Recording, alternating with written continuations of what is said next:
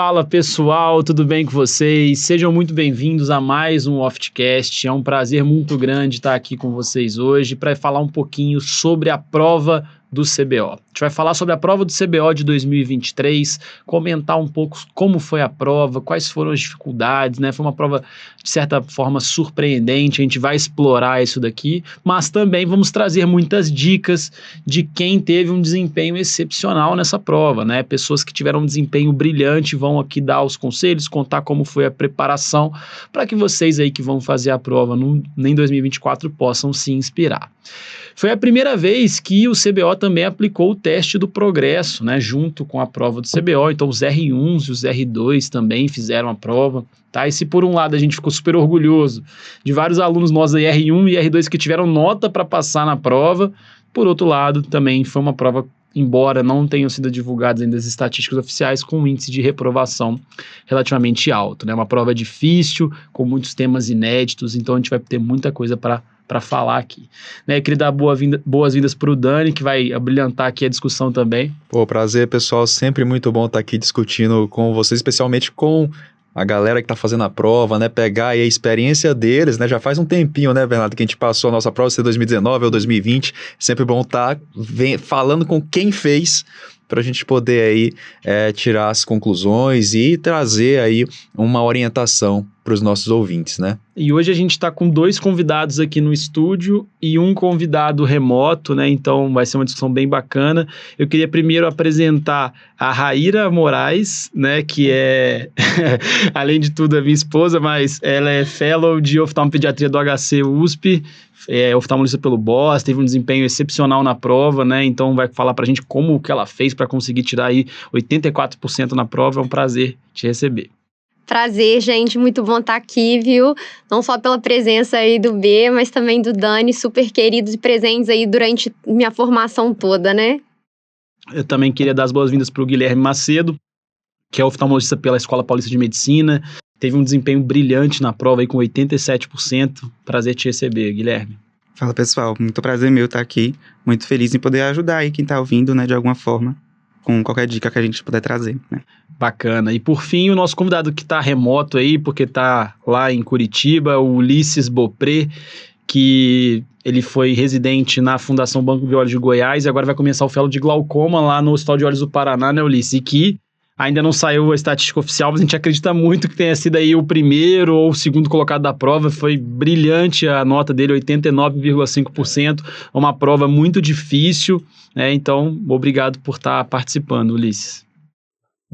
Gostaria de cumprimentar a todos também, é um prazer estar participando aqui do Oftcast, e no que eu puder passar de estímulo, de alguma dica para o pessoal, fico muito feliz. Bom, vamos falar um pouquinho agora, começar mesmo o nosso papo, meio que traçando um panorama geral aqui da prova, né? E eu vou começar aqui com a Raíra, perguntando para ela o que você achou da prova, quais foram as dificuldades, assim, qual das 3 provas que você achou a mais difícil e o que você achou, assim, de surpreendente na prova desse ano?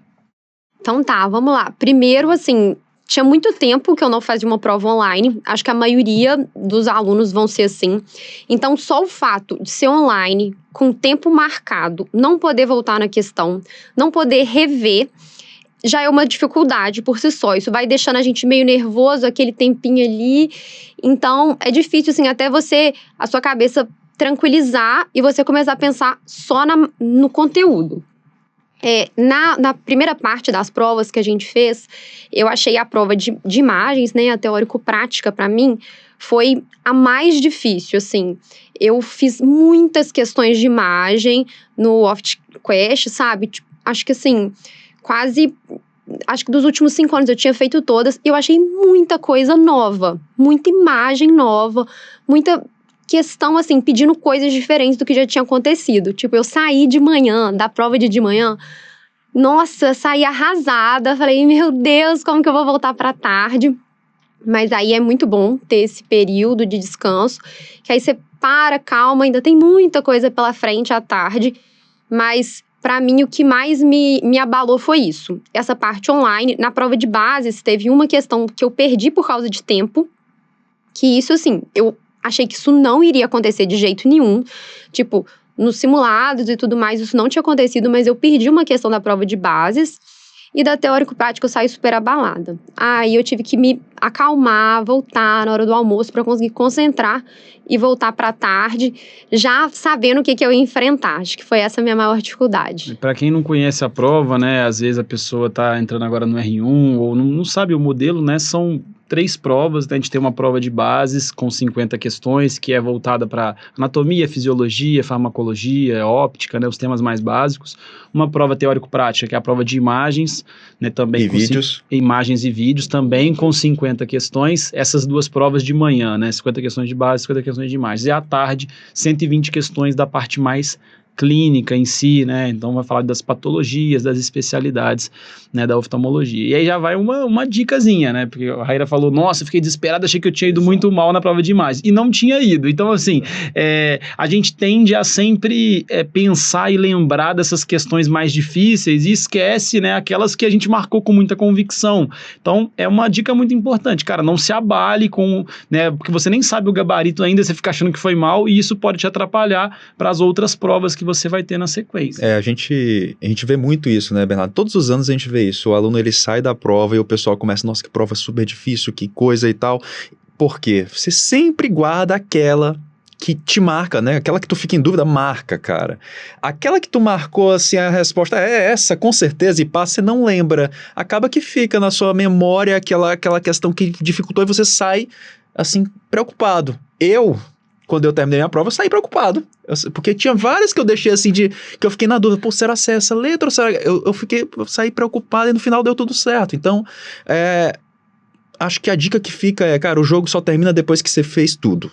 Dá o seu melhor até o final. E um ponto que ela comentou, que a Raíra comentou que é interessante, é esse momento, esse intervalo de descanso, que é o momento de você botar a bola ali no chão, pensar direitinho e manter ali a cabeça no lugar para enfrentar a prova da tarde, que é uma maratona, na verdade, né? 125 questões, 1.9 minutos para cada questão, então tem que ser jogo rápido, né? Então realmente tem que ir com a cabeça no lugar, né? E, de fato, a prova de imagens, né, a gente estava até olhando ela, claro, a gente já viu essa prova várias vezes, mas eu olhei hoje para lembrar das questões, realmente várias questões não triviais, questões inéditas, né, tava vendo uma questão ali sobre incisões de FEC, né, coisas meio da prática, e que você não vê tanto na teoria, você nunca tinha visto ser cobrado, então teve realmente muita coisa inédita, muita coisa difícil nessa prova teórico-prática. A maioria das pessoas que não passou foi por conta da teórico-prática, até porque só teve uma anulação, né, enquanto na de bases, que algumas pessoas estavam precisando, eles anularam, se não me engano, 4, aí quase todo mundo estava precisando na de bases, conseguiu até passar. Bom, Guilherme, e você, cara, o que você achou de mais difícil da prova? Qual foi a sua impressão geral? Você falou que achou a prova um pouco surpreendente, um pouco mais difícil, e por que você achou ela mais difícil? Eu vou falar de cada prova, tá? Na Teórica 1, o que eu achei que foi uma prova, na maioria, em si, previsível, né? Caíram coisas que a gente já esperava que ia cair. Colágeno mais prevalente na esclera, as questões de anatomia, de histologia, genética, até ótica foram questões tranquilas, né? Mas, por incrível que pareça, foi a minha pior nota, a Teórica 1. Eu achei farmacologia muito difícil, assim. Apesar de ser muito difícil, previsível. Não caiu nada de que a gente não espera. Caiu antibiótico, antifúngico, anestésico. A gente espera que vai cair. Mas, de fato, foi mais pesada a farmacologia mesmo. Muito difícil, Já a Teórica 2... Só um ponto, já que você tocou na Teórica 1, né? É diferente das provas do ano passado que perguntaram sobre coagulação no paciente que usa, acho que era tetraciclina? Era algo nesse sentido, ou seja, uma coisa mais para fora. Realmente eles cobraram muito focado em algumas... medicações mais do dia a dia, anestésico, caíam, né, coisas mais do dia a dia. Eu queria até, só para acrescentar na análise da Teórica 1, na minha visão, tinham 3 questões que fugiu, sabe aquela questão que a gente fala assim, o autor quer que eu chute, né? Eu acho que aquela lente de Hubble, eu achei que foi uma coisa assim, né, um negócio que não é muito assim, que a gente não atenta muito, né? Eu achei que aquela questão do lux, né, da luminância, isso aí também é um negócio que eles pegaram ali do livro, e uma outra também que foi de histopatologia, que o cara só falou assim, células epiteliais pequenas, ovaladas, nucleolo regular escuro, histoplásico ao tumor. Como assim? Entendeu? Eu achei também mais, assim, zoadinha, Mas né? assim, se você parar pra pensar, a do Lux é a questão do chute, que todo ano tem. Então, Perfeito. basal. A gente já espera. A outra questão que você comentou da lente de rubre. É uma questão repetida da academia. Então, assim, se você quer tirar nota muito alta, Faz todas, é uma né? questão previsível. Pra mim, academia, você tem que saber se você quer tirar nota muito alta. E é uma questão que já caiu antes. E aí, lembrando que previsível. quem quiser fazer as questões da academia, tem lá no OftQuest. OftQuest todas as questões da academia. A gente sempre recomenda fazer primeiro as do CBO, mas as questões da academia também estão lá, né? E de fato, eu tô aqui foram 5 questões de farmacologia, que até tá dentro do padrão, mas questões meio difíceis também. Perguntou sobre estabilidade dos antibióticos, né? Qual antibiótico que tá ali, que pode ser conservado a 4 graus, né? Algumas coisas Validade meio... do antibiótico, algumas né? A questões parada... de detalhes mesmo, né? Isso tem na aula, né? Isso não é imprevisível, mas é difícil. Exato. Essa foi a minha impressão da teórica 1. Diferente da teórica 2. Eu não achei que foi uma prova difícil, mas foi uma prova completamente inesperada. Inédita, né? Cobrando Muita coisas, coisa conceitos que a gente não costuma estudar, não costuma ver. Coisas da prática, mas que a gente não torna algo de conhecimento, né? A gente vai vivendo aquilo ali e nem para pensar que isso ali pode virar uma questão. Já a teórico-prática, eu achei difícil e inesperada, né? A teórica prática ou a teórico 2? A teórico-prática. A teórica 2 eu achei fácil e inesperada. A teórico-prática eu achei difícil e inesperada.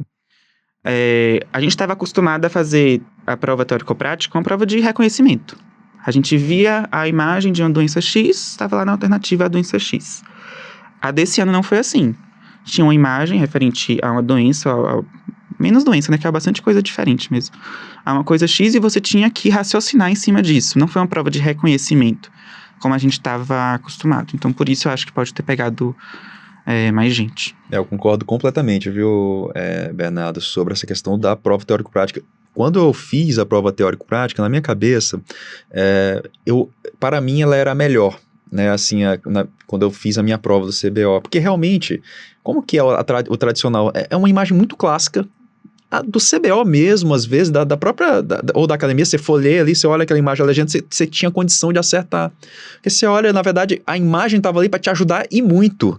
Às vezes, só pela imagem, você não lia o enunciado, mas pela imagem, você conseguia chegar numa resposta. Mas dessa vez, eu senti que caiu muita coisa prática, muita coisa que talvez você pegue muito mais no teu dia a dia no ambulatório, na discussão, vendo um vídeo de YouTube lá, o suco invertido. Você não vê isso muito assim nos livros, né? Muito mais na discussão, no dia a dia. Questão de lensômetro, questão de coisa de ambulatório. Onde posicionar a tirinha do Schirmer.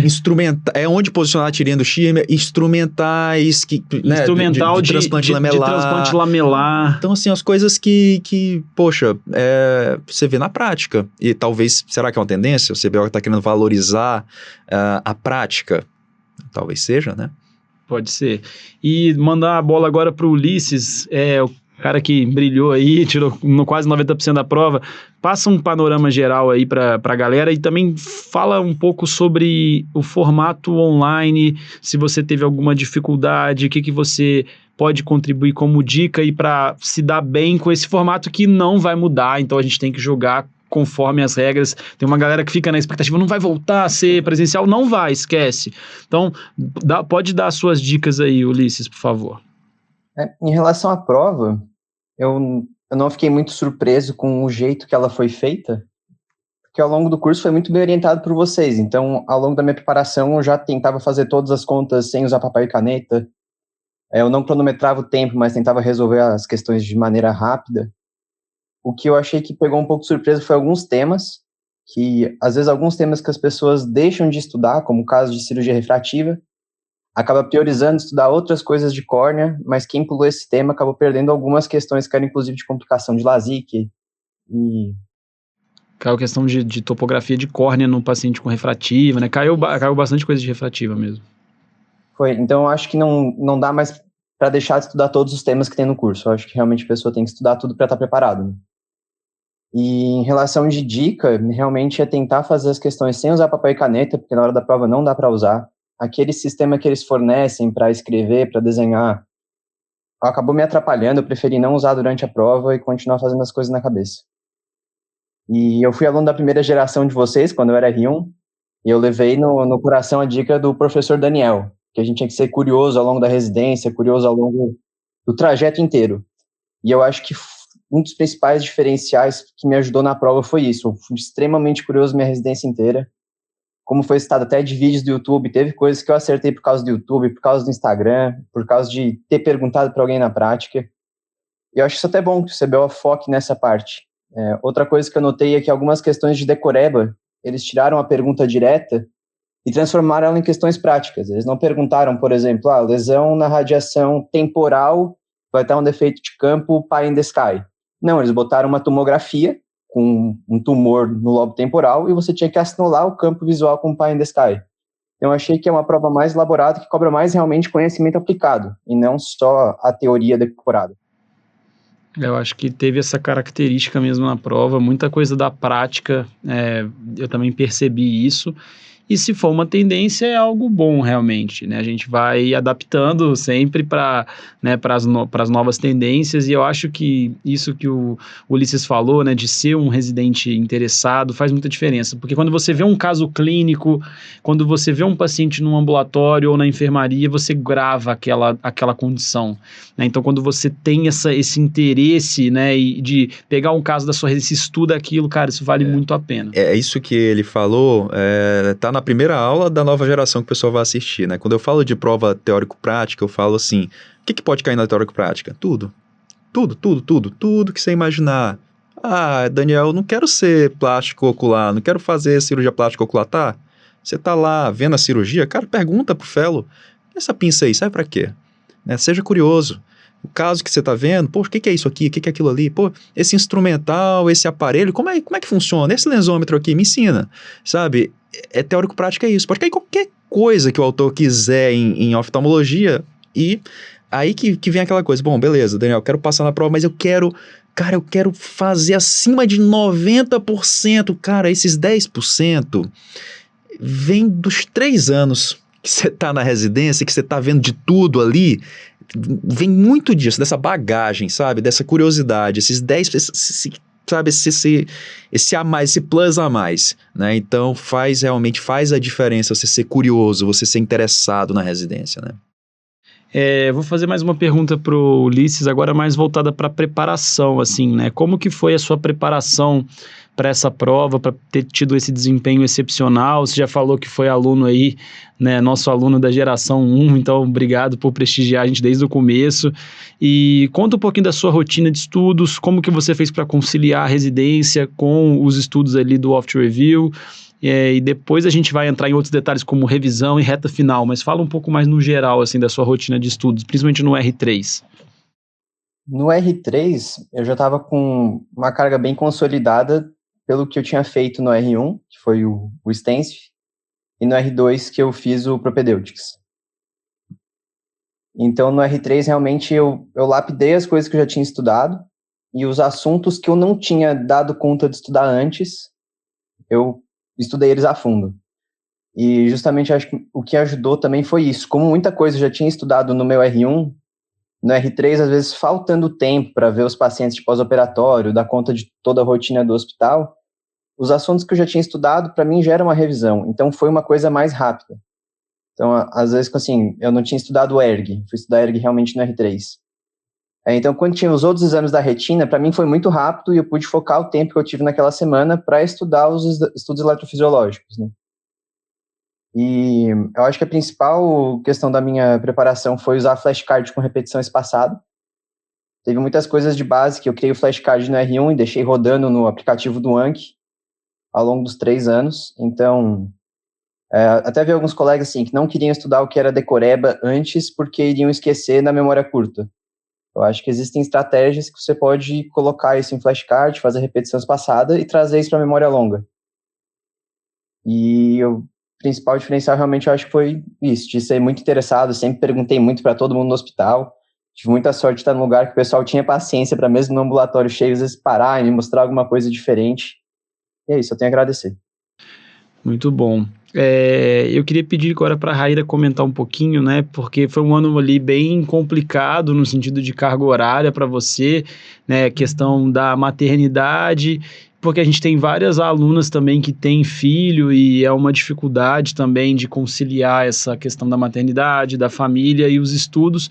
Então, como que você, eu já sei, mas conta pra galera como que você organizou seus estudos esse ano e como que foi a sua preparação. Isso é bem legal, porque muitas alunas mandam mensagem, cara, eu consegui, não foi fácil, né? Tinha família, tinha um filho, 2 filhos, é muito legal isso, né? E para ver que é possível, né? É possível, é difícil, mas tem jeito, né, Bernardo, né, Ayria?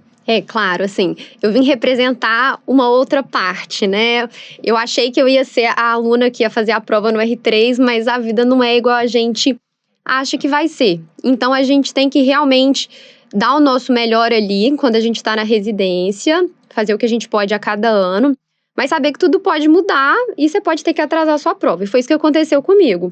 Eu comecei o OFT no R2, então, no R2, eu tentei estudar a maior parte, igual o Ulisses falou.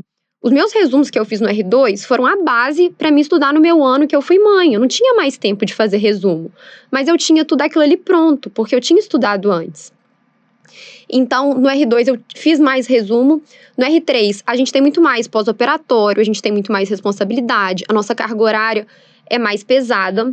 Então, eu estudei também assuntos que eu não tinha estudado no R2. E aí, no ano que eu fui mãe, o meu filho nasceu bem no início do ano, na época que eu ia tentar a prova, eu não tentei. Então, quando o neném tá pequenininho, a gente sabe que é muito trabalho. E não são nem só mães, viu? São pais também, porque tem muitos alunos de vocês que já são formados, vão tentar a prova do CBO, são pais, têm milhões de responsabilidades, que eu vejo que o pessoal manda muita mensagem no Instagram. E assim, é otimizar o nosso tempo. A gente saber que aquele tempo ali que a gente tem para estudar, a gente tem que estudar e fazer valer. Porque aquele tempo a gente podia estar trabalhando, a gente podia estar fazendo nossos afazeres de casa e a gente podia estar com nossos filhos. Então aquele tempo tem que valer. Então, eu otimizei meu tempo. Às vezes não dava para eu ver todas as aulas, mas eu tinha o resumo e eu tinha a plataforma de questões. Então, o que eu priorizei? Vou ler meus resumos e vou fazer muita questão. Por isso que eu falei da teórico-prática, porque foi a coisa que mais me surpreendeu, assim, as outras questões era muito fácil, você batia o olho e falava, não, é isso, pronto. Você não tinha que raciocinar tanto fazendo, mas nesse ano foi diferente. Aí eu acho que o que valeu foi isso, foi os meus anos de residência. Eu também tive muita sorte de fazer um lugar onde as pessoas têm paciência para ensinar, mas vai da gente também querer. Mas é isso, sabe? Quando a gente não tem muito tempo, você tem que fazer valer. É desligar o celular, é concentrar e é priorizar. É questão, não, eu tô precisando rever, tipo, um assunto difícil, tipo ERG. Não adianta você só fazer questão. Você tem que fazer a aula, você tem que ir pra apostila, você tem que rever aquilo com detalhes. Mas é isso, sabe? Priorizando sempre o tempo. Mas quem tem família, né? As mães aí que têm filhos, os pais que às vezes têm que trabalhar fora da residência para sustentar, ou as mães também que têm que trabalhar fora da residência para sustentar ali uma família. A dica que fica é isso, né? É ter organização e acreditar que vai dar certo, né? Acreditar no processo, segue ali o cronograma direitinho, né? Tenha organização, se puder construir uma rede de apoio ajuda bastante, né? Claro, mas saber também que, cara, falhar nisso é normal. Cara, não consegui passar na prova porque tive um filho, cara, super normal, a prova tem todo ano, vocês não têm que se martirizar por isso, o mais importante é a família de vocês. Né? Agora eu quero... Uma coisa só que eu queria falar é assim, a gente sabe que a prova tem todo ano, mas a gente não pode se dar isso como desculpa também, sabe? Porque depois que a gente sai da residência, que você sai daquele meio ali, que a prova é muito... Nossa, R3, prova do CBO. Se você pensar que a prova tem todo ano, você vai postergando. E uma coisa que eu pensava era, isso vai me fazer falta um dia. Vai ter um dia, tipo assim, a gente tá vendo quanto que o número de médicos, de oftalmologistas tá crescendo. Então, um dia, o funil vai ir diminuindo, vai afunilando. Então, assim, eu pensava isso vai me fazer falta um dia. E quanto mais tempo a gente deixa passar, mais difícil fica. Eu tenho amigas que fizeram OFT, que já estavam com filhos de 3, 4 anos, estava cada vez mais difícil. Então, é isso assim, se você precisa fazer... Saiba que vai ser difícil a qualquer momento, então se prepare para tentar fazer o mais rápido possível, que é o melhor. Isso é uma realidade, a gente vê muita gente chamando a gente no Instagram para conversar, falando, já tem 10 anos de formado, na época eu não fiz a prova e agora eu quero fazer. Cara, é muito mais difícil para essa pessoa, né? Então, de fato, se possível, fazer o quanto antes, né? Sendo o R3, cara, o final do R3 é o momento que você tá com um nível de conhecimento de oftalmologia geral, lá é o pico, eu diria. Porque depois você começa a atuar, você começa a direcionar o seu conhecimento para aquela tua área de atuação ali, e você vai esquecendo, é natural. Então, quanto mais tempo vai passando, realmente mais difícil vai ficando você resgatar isso aí. Então, realmente, não postergue, né? Tente fazer logo, passa logo. Eu imagino que, como a Raíra falou, existe uma tendência, tem que haver uma tendência de afunilar mesmo, vai ficar cada vez mais difícil, provavelmente. Então, vá logo e conquista esse título logo, né, Bernardo? Pois é. Eu vou perguntar agora para o Guilherme sobre a importância de treinar as questões, Guilherme. Você comentou que fez as questões da Academia Americana também, acredito que tenha feito as do CBO. Isso foi muito importante para sua preparação? Você, além das questões, o que mais você priorizou no seu estudo, assim? Então, para mim, acho que o mais importante é você revisar o ano inteiro, né? E para mim, a melhor forma de revisar é por questão, né? Mas, lógico, acho que você tem que saber como é o seu melhor método de revisão, né? Como é que você individualmente aprende melhor, né? E não é para você deixar para descobrir isso na reta final. Ao meu ver, você tem que chegar no R3 sabendo como é o seu melhor jeito de estudo. No meu caso, foi realmente fazendo questão, e eu fiz incontáveis questões, né? Para mim, as questões de CBO, elas estavam decoradas desde outubro, assim, não adiantava mais eu fazer as questões de CBO, porque eu já sabia todas. Eu olhava a questão, eu sabia qual era a resposta, se era A, B, C ou D, Esse sabe? é um problema, assim, né? A gente vê isso muito. A galera falou, cara, já conheço as questões do CBO. Às vezes você já fez na residência, às vezes você já fez no... Quem já foi nosso aluno, já fez às vezes num ano, no outro ano, então realmente fica um pouco enviesado até, né? Você fala assim, cara, eu faço uma prova do CBO, eu tiro 97%, e não é a realidade, porque na hora da prova real vem o ineditismo, né? Por conta disso a gente até começou a colocar questões inéditas agora, que eu acho que foi um negócio legal, né? Desde o ano passado a gente já colocou aí umas 500 questões inéditas em 2 simulados, e esse ano a gente vai continuar fazendo isso, né? Eu queria perguntar agora para o Ulisses, ele falou sobre flashcards, né? Que ele fazia bastante os flashcards. E além dos flashcards, como que você organizou as suas revisões, Ulisses? Como que foi isso? Porque é tão importante quanto estudar é você revisar, né? Você tem que estar sempre revisando aquele conhecimento que você assiste uma aula, lê uma apostila, você em poucos dias já perde muito do conhecimento, assim, né? Tem até uma curva de esquecimento, de Ebbinghaus. Então, é muito importante a gente estar sempre revisando. Como que você organizou essas revisões, Ulisses? As decorebas e alguns conceitos chaves, e até muita coisa que eu gosto de fazer com flashcard, eu uso o aplicativo do Anki, que é um aplicativo que ele pega o seu flashcard e ele automaticamente, pelo algoritmo dele, faz uma repetição espaçada.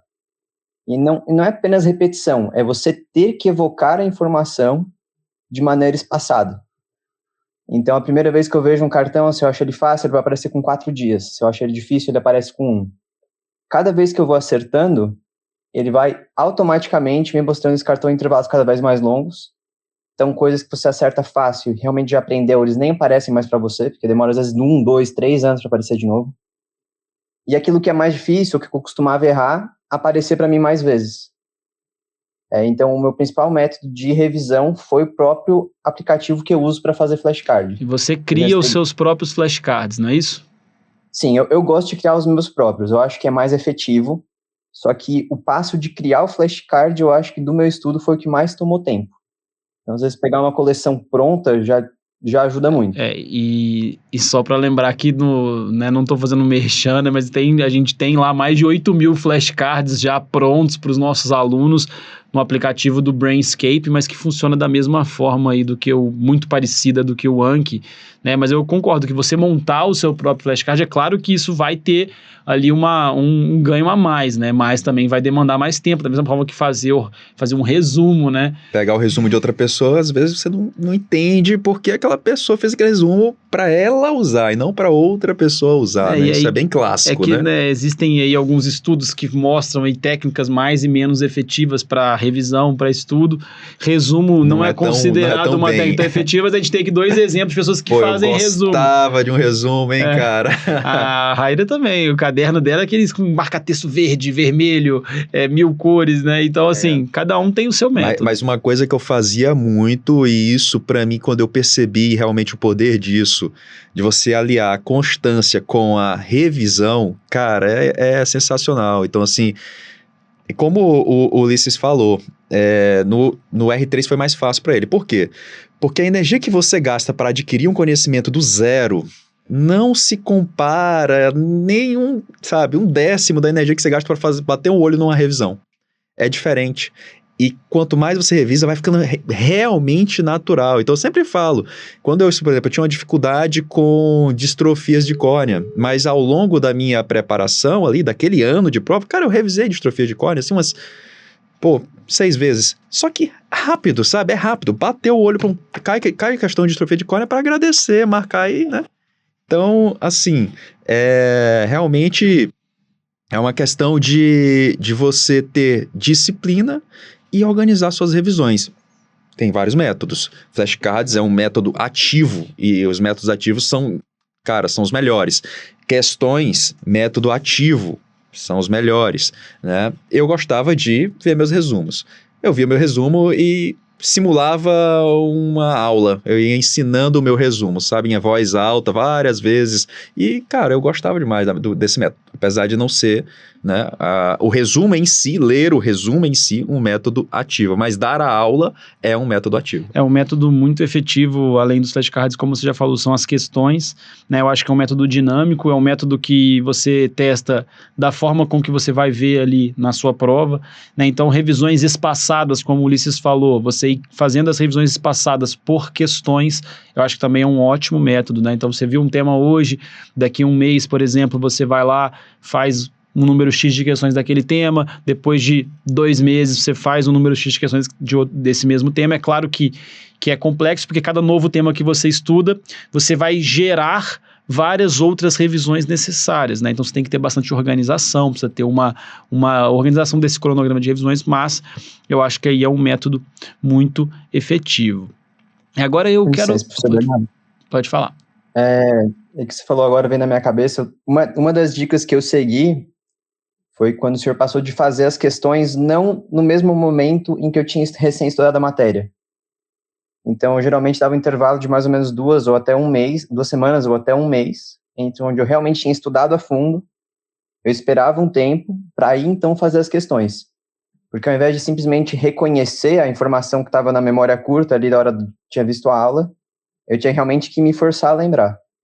Eu acho que isso é algo que faz bastante diferença também. Eu acho que é uma boa mesmo, porque você ali, quando você acabou de ver uma aula, tá tudo muito fresco, né? Então, você já, um mês depois, por exemplo, vai fazer as questões, você acaba revisando e vai lendo os comentários, vê os vídeos, comentários das questões, você acaba fixando mais, realmente. Eu acho que é uma boa dica. Eu queria falar um pouquinho agora sobre a prova de Fellow, né?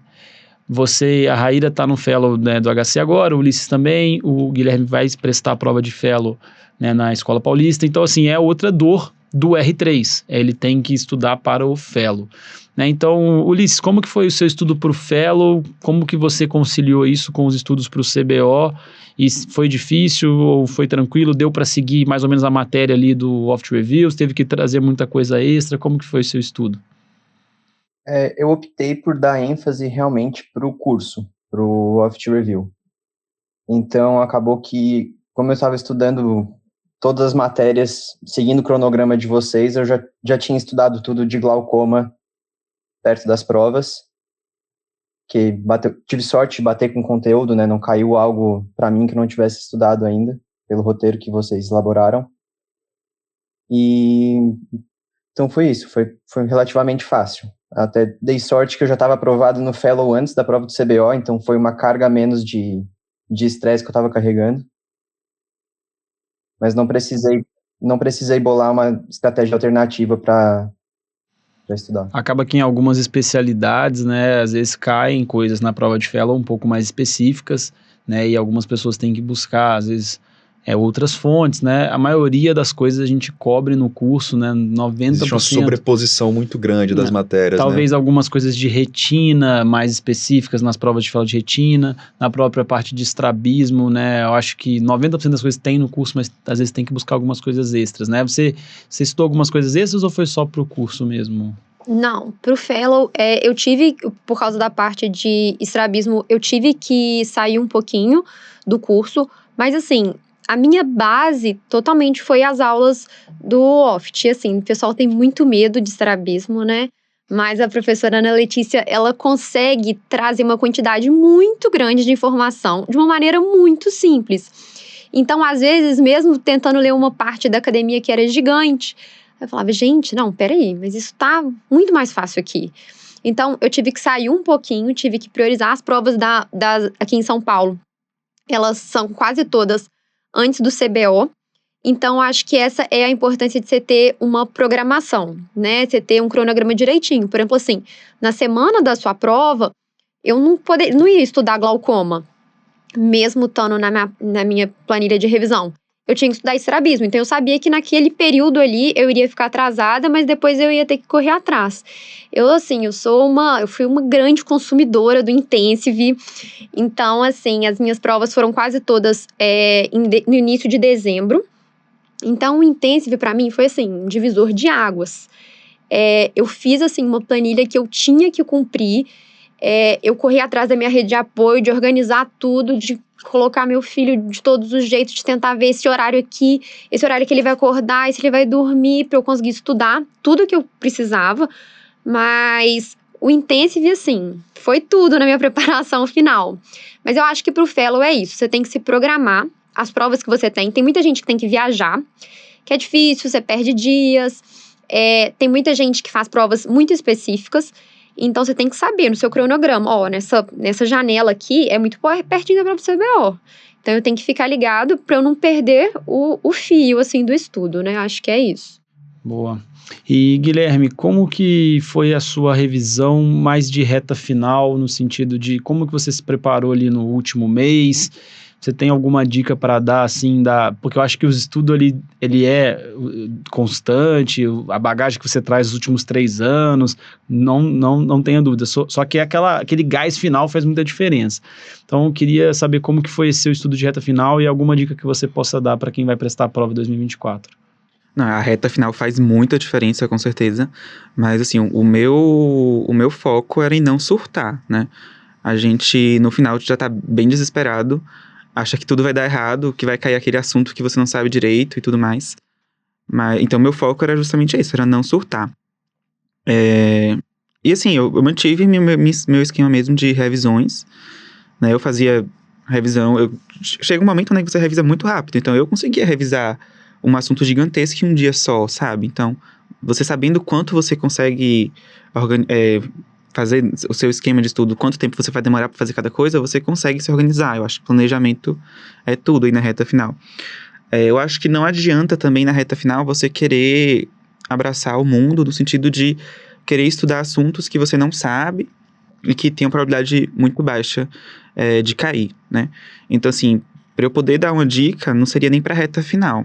Por exemplo, você está no começo do ano, tem um assunto que você vê assim, um assunto difícil, um assunto estranho, não deve cair. Cara, você tem tempo, vê esse assunto, porque na reta final você não vai querer ver, e vai que cai, sabe? Então eu acho que vale muito a pena, você já no começo do ano, você vê um assunto esquisito, você tem tempo ainda, veja esse assunto, porque na reta final você não vai querer ver.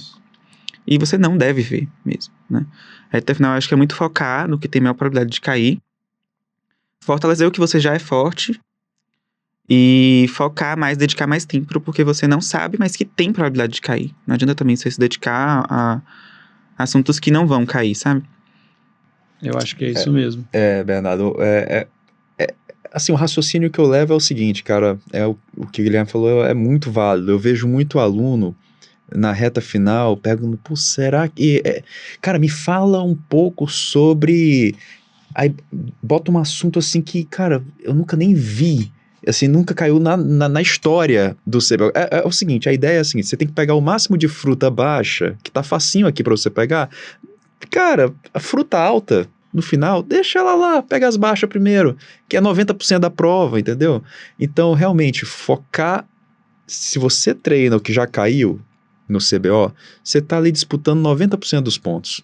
Tá mais do que suficiente, entendeu? Aqueles 10% foi o que eu falei. Cara, ao longo da tua formação, lá no comecinho do ano, você vai pegando esses assuntos diferentes, nas discussões da residência, isso vai agregar esses 10% aí. É mais ou menos essa ideia que eu tenho. É claro que não são questões repetidas, né? Mas são conceitos repetidos, assuntos que sempre caem, né? Então, o arroz com feijão, ele dá aquele arrozinho com feijão ali, ele faz a diferença, não precisa inventar moda.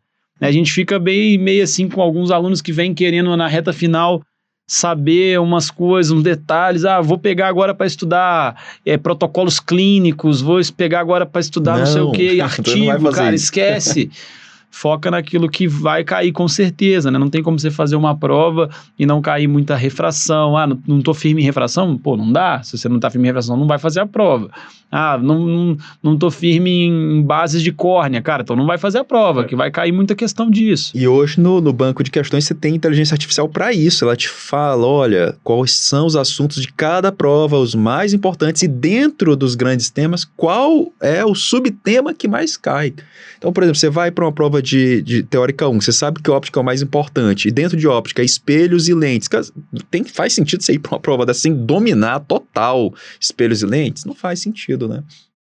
Isso é uma coisa muito diferenciada, que eu fui descobrir, isso que eu já usava, tipo, o sistema há um tempão.